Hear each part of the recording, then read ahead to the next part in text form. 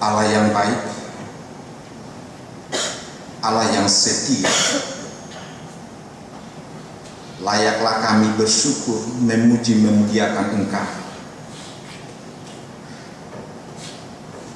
Itulah dupa yang harum atas segala kasih karunia Tuhan. Sebentar Tuhan, kami akan mendengarkan sabda-Mu,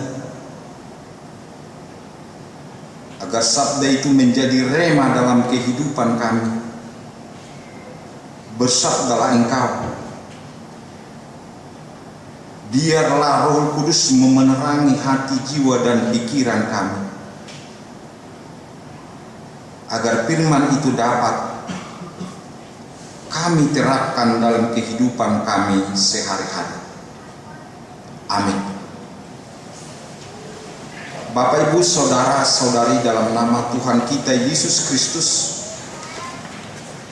khotbah kita di minggu hari ini diambil dari Keluaran 20 ayat 1 sampai 17,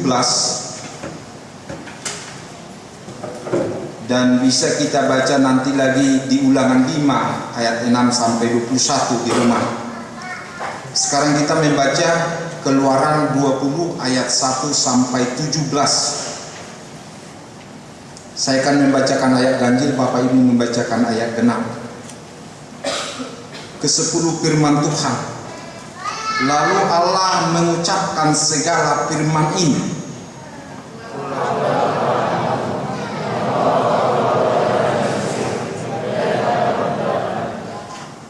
Jangan ada padamu Allah lain di hadapanku.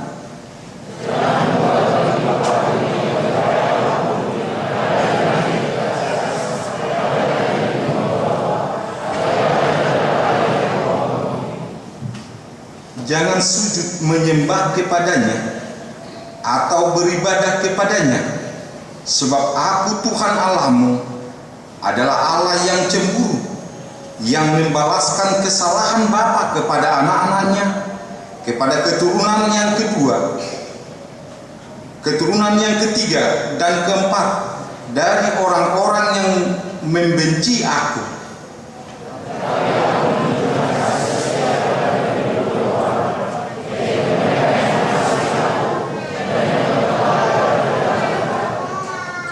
Jangan menyebut nama Tuhan Allahmu dengan sembarangan, sebab Tuhan akan memandang bersalah orang yang menyebut namanya dengan sembarangan.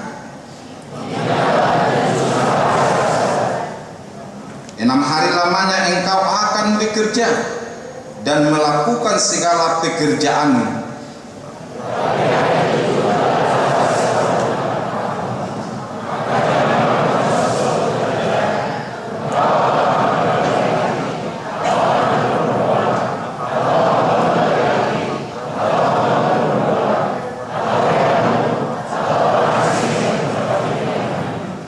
Sebab 6 hari lamanya Tuhan menjadikan langit dan bumi, laut dan segala isinya, dan Ia berhenti pada hari ke-7. Itulah sebabnya Tuhan memberkati hari Sabat dan menguduskannya.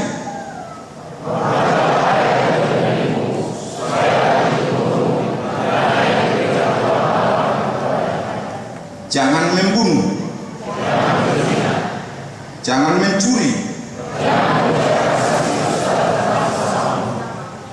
jangan mengingini rumah sesamamu, jangan mengingini istrinya, atau hambanya laki-laki, atau hambanya perempuan, atau lembunya, atau keledainya, atau apapun yang dipunyai sesamamu.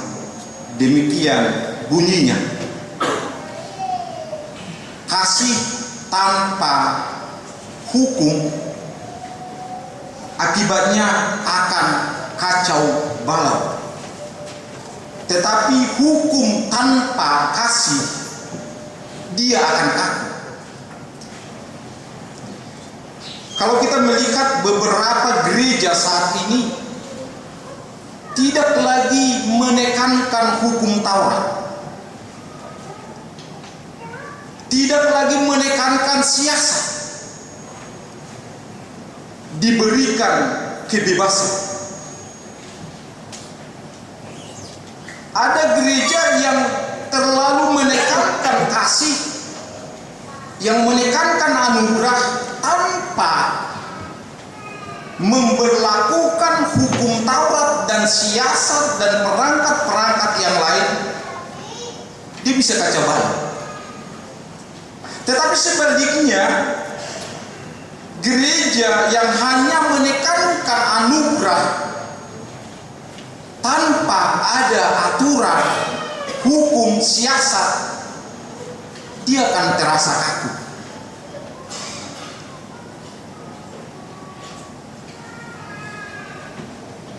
Saya sering berdiskusi dengan beberapa gereja-gereja karena di STT Jakarta itu adalah sifatnya heterogen. Mereka selalu mengatakan kenapa HKBP mempertahankan siasat, mengapa HKBP selalu mempertahankan aturan-aturan yang bisa menghempang, membatasi orang masuk ke kerajaan surga. Mereka menekankan Hesekiel 33:11. Saya tidak menginginkan, kata Tuhan Yesus, kematian orang fasik, tetapi pertobatannya supaya mereka hidup. Oleh karena itu ada 3 hal yang mau kita lihat dari nas kita hari ini.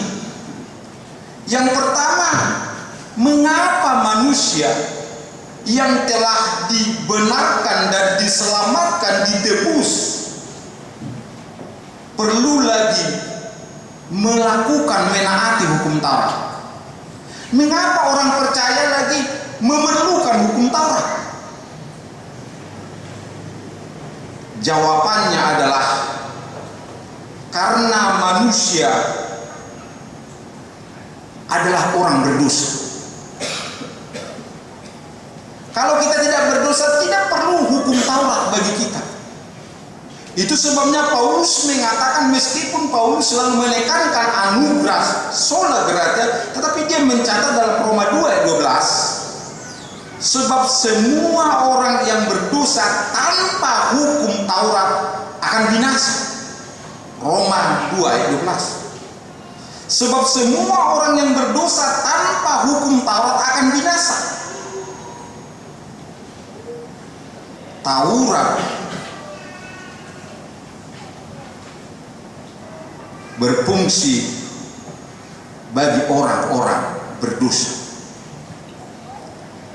Itu sebabnya kita perlu menaati hukum Taurat, karena kita adalah orang berdosa.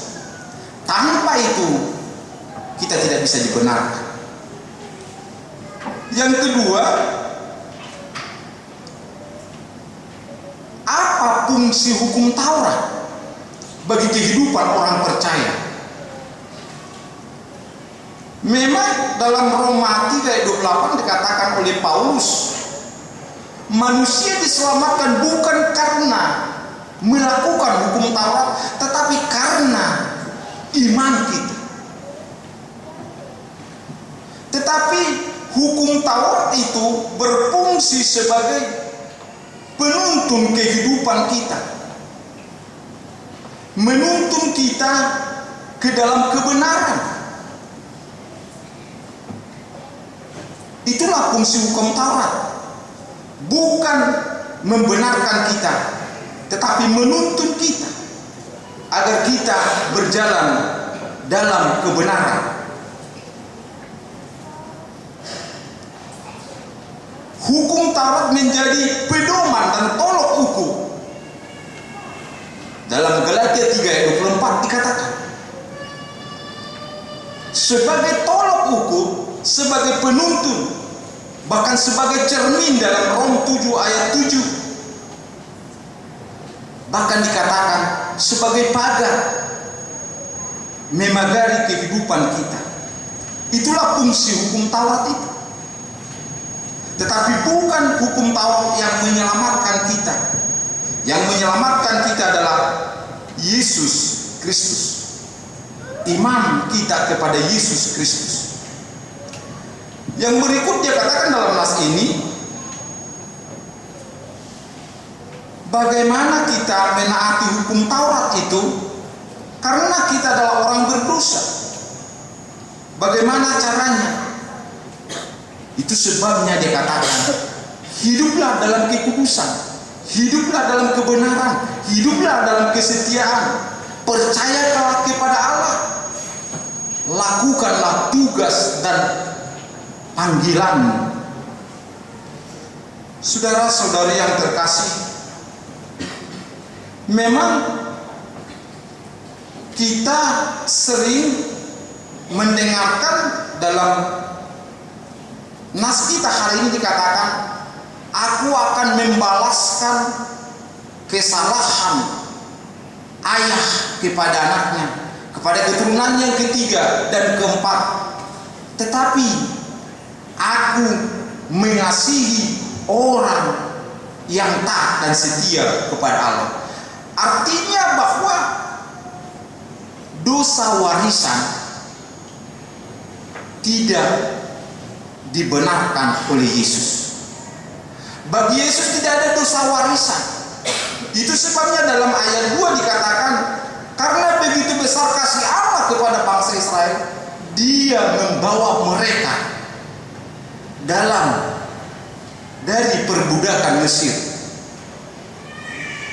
Apalagi memang sampai saat ini masih ada orang tua pelajar sidik yang menganggap bahwa kalau dia tidak sidik, dosanya ditanggung oleh orang tuanya. Kalau dia sudah lepas sidik, baru dia menanggung dosanya sendiri. Nggak tahu dari ajaran dari mana itu. Kalau kita membaca Ulangan 24 ayat 16 dikatakan demikian. Ulangan 24 ayat 16. Janganlah ayah dihukum mati karena anaknya, dan janganlah anaknya dihukum mati karena ayahnya. Setiap orang akan dihukum mati karena dosanya sendiri.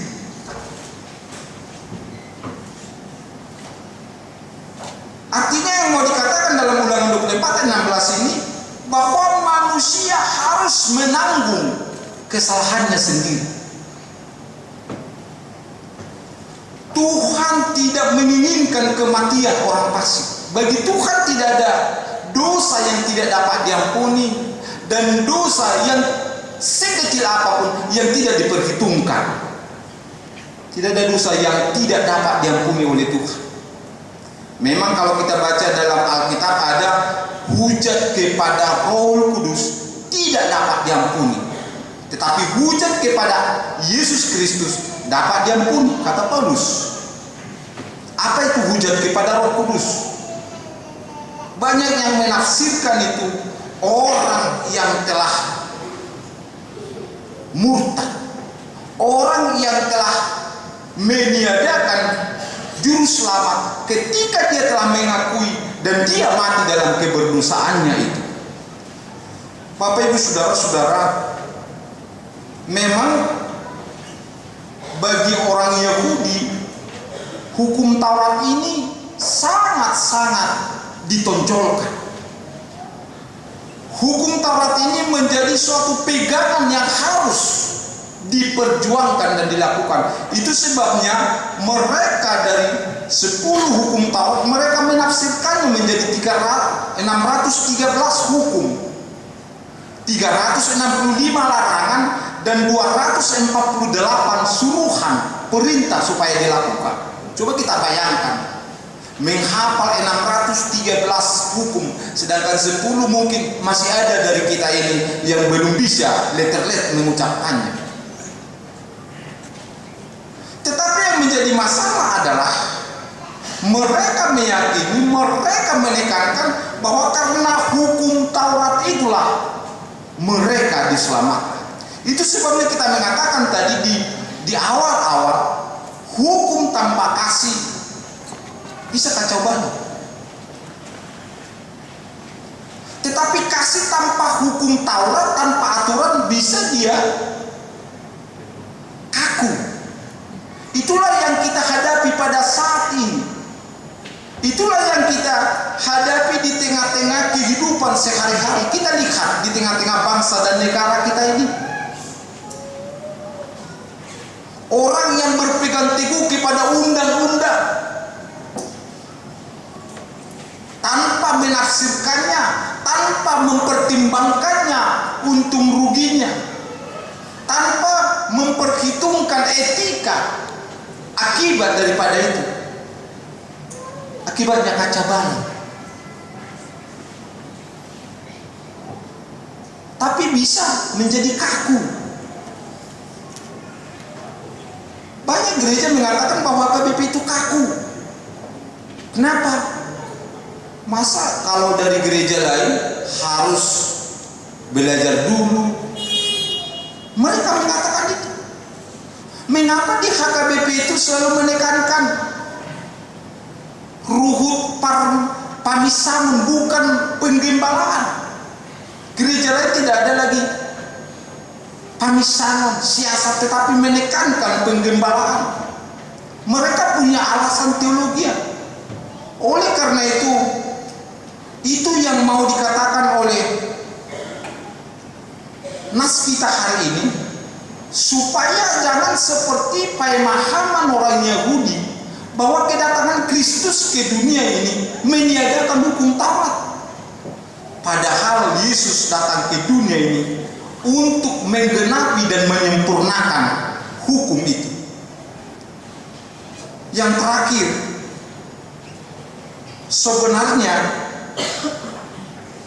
ke-10 hukum Taurat dan semua Injil 66 buku ini sebenarnya intinya hanya 2. Kalau kita membaca dalam Matius 22 ayat 37 sampai 40 dikatakan bahwa inti daripada semua surat para nabi dan hukum Taurat hanya 2. Yang utama adalah kasihilah Tuhan Allahmu dengan segenap hati, jiwa dan pikiranmu. Itulah hukum yang terutama. Dan yang tidak lebih penting dari situ adalah kasihilah sesamamu manusia seperti mengasihi dirimu sendiri. Itulah inti daripada hukum Taurat dan kitab para nabi. Banyak orang mengatakan saya sudah mengasihi Allah. Saya sudah mengasihi Allah. Apakah Tuhan mengatakan hanya mengasihi Allah? Sama seperti mata uang yang terdiri dari 2 sisi. Kalau hanya satu sisi yang benar, dia tidak akan berlaku. Sama seperti sayap burung. Kalau hanya satu sayap burung, apakah dia bisa terbang? Sama dengan kaki manusia. Kalau hanya satu, dia tidak akan sempurna. Demikianlah kasih kita. Itu yang mau dikatakan oleh Matius itu. Mengasihi Allah dan mengasihi sesama manusia. Bapak Ibu saudara-saudara, memang berbicara mengenai aturan, berbicara dengan hukum Taurat, berbicara dengan petua. Pada zaman dahulu kehidupan nenek moyang kita sebelum datang ke Kristenan ada petua, ada nasihat untuk menjalin kehidupan yang makmur, sentosa, aman dan rukun. Ada petua-petua dan masih relevan kita lakukan pada saat ini.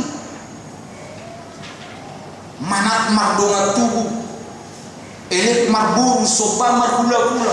Apakah itu tidak bisa kita terapkan dalam kehidupan kita? Saya melihat justru pendekatan yang paling relevan bagi kehidupan orang Batak adalah pendekatan budaya. Disitulah keberhasilan Nomensen dalam memberitakan Injil ke tanah Batak. Dia memberitakan Injil dengan pendekatan budaya.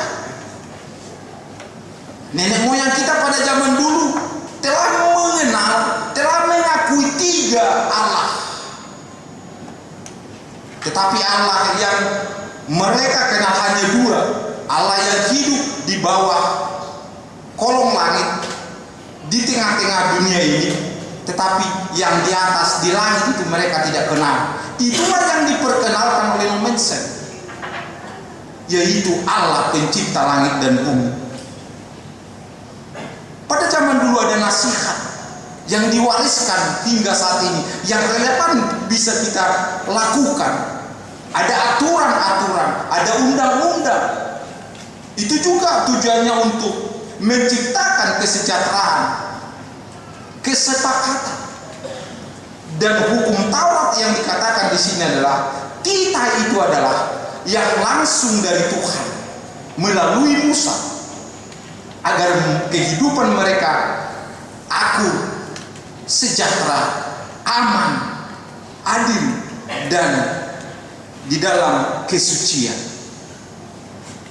Oleh karena itu, memang ada gereja mengatakan tidak perlu lagi hukum Taurat. Dalam bukunya Eka Dharma Putra mengatakan museumkan 10 hukum Taurat. Kenapa? Karena memang menurut beberapa gereja ada 3 hal yang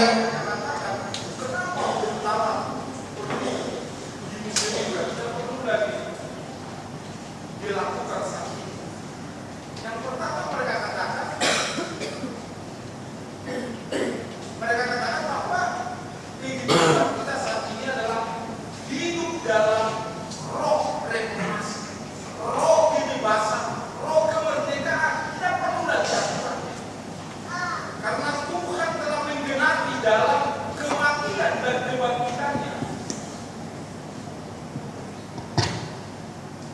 Karena manusia selamat bukan karena aturan. Itu yang mereka katakan.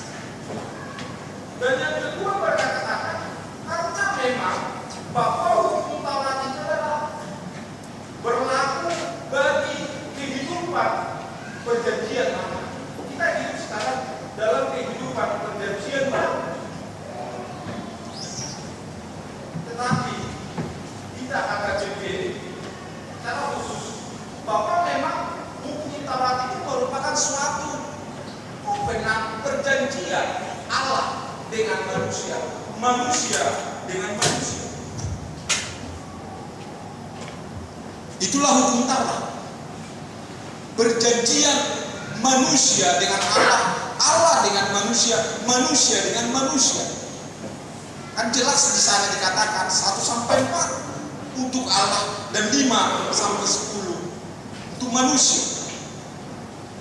Tetapi banyak gereja mengatakan tidak perlu lagi. Yang perlu kasih. Sama seperti kalau kita melihat sekarang, mengajar anak-anak jangan, ajarkan jangan, hanya suruhan. Ada beberapa ajaran psikolog anak-anak mengatakan demikian. Salah kalau katakan jangan kau makan, jangan kau begini, jangan kau begini. Hanya suruhan. Jadi memang bagaimana kita melihat hukum Taurat ini? Hukum Taurat itu adalah merupakan jalan penebusan, jalan pembenaran, jalan pengudusan kita. Itulah hukum Taurat. Jelas tadi dikatakan dalam Rom 2 ayat 12 itu, orang yang berdosa tanpa hukum Taurat itu tidak bisa dibenarkan. Persoalannya, bagaimana kita melakukan hukum ini? Karena tidak ada pun satu orang yang bisa dapat melakukannya. Kalau kita di buku Denmar 25 jelas dikatakan bahwa apa yang dikatakan oleh hukum Taurat itu tidak pernah orang mampu melakukannya dengan cara apapun.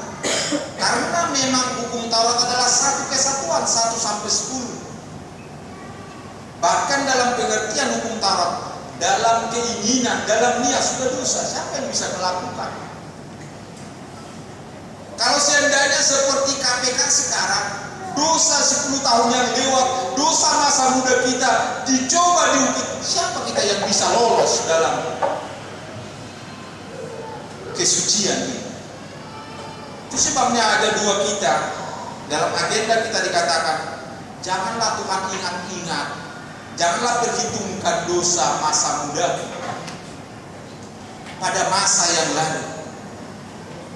Jadi itulah sebabnya hukum Taurat masih relevan hingga saat ini, karena dia menuntun kita, dia membenarkan kita, dia membela kita, dia menebus kita, dan dia juga menjadi cermin kehidupan kita, agar kita tahu bahwa kita masih hidup sesuai dengan firman Tuhan atau tidak.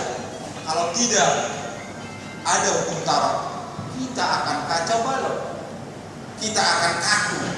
Oleh karena itu, memang Taurat Tuhan intinya adalah kasih. Marilah kita mengasihi Allah dengan segenap hati, jiwa, dan pikiran kita. Dan marilah kita mengasihi sesama, tetapi harus seimbang. Ada satu cerita, dia tidak suka melihat anaknya dan melihat para cucunya terlalu bebas dalam kehidupan di rumahnya. Dia melihat cucunya ini terlalu bebas sama anak-anaknya, sama menantunya, suka-sukanya ngomong. Lalu si nenek ini yang baru datang dari kampung mengunjungi anaknya dan cucunya, nggak bisa ini dibiarkan, perlu ada aturan di rumah ini. Lalu dia membuat aturan. Apa yang dia dibuat oleh neneknya itu kepada cucunya. Cucu saya, anak-anak saya, kalau makan tidak boleh ngomong, apapun alasannya. Kalau makan tidak bisa jalan-jalan, harus duduk sopan, diam, makan nikmat. Lalu pada suatu saat mereka makan, aturan ini sudah berlaku. Ketika mereka makan, neneknya ini memakan ulat dalam sayur. Memang anaknya, cucunya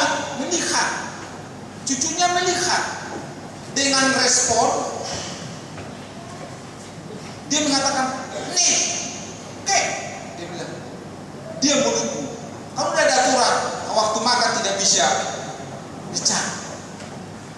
Lalu setelah mereka makan, si nenek nanya, "Apa yang mau tadi kau bilang Paupu?" kata dia. "Gak ada gunanya lagi, Nek, udah lewat," kata si cucunya ini.